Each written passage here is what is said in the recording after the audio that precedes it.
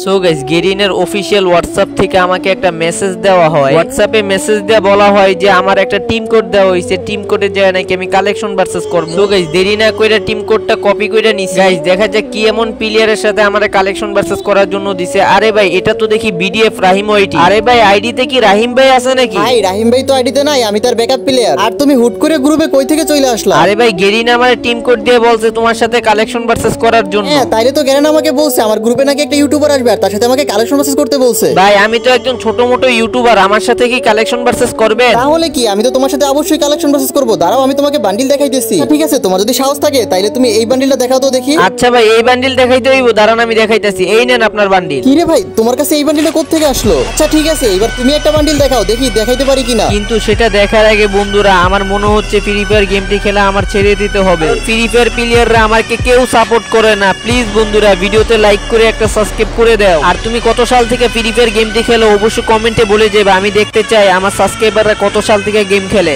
আচ্ছা ভাই, বেশি না, আপনি পারলে ইনকিউবেটরে এই জোকার বান্ডিলটা দেখান। আরে ভাই, এই বান্ডিলটা তো আমার কাছে নাই, তাহলে তো আমি হেরে গেলাম।